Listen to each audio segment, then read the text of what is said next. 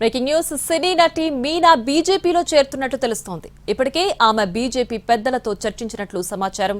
ప్రతిపక్ష అన్నాడీఎంకేతో పొత్తు పెట్టుకున్న బీజేపీ వచ్చే ఏడాది జరగనున్న తమిళనాడు అసెంబ్లీ ఎన్నికల్లో ఎక్కువ స్థానాలు సాధించాలని పట్టుదలగా ఉంది.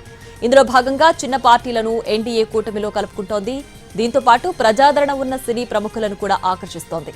ఇప్పటికే ఖుష్బూ, నమిత, శరత్ కుమార్ వంటి సినీ ప్రముఖులు బీజేపీలో చేరారు. ఇప్పుడు మీనాపై దృష్టి పెట్టింది కమలం పార్టీ. ఆమె కూడా త్వరలోనే బీజేపీ జెండా కప్పుకోనున్నట్లు సమాచారం.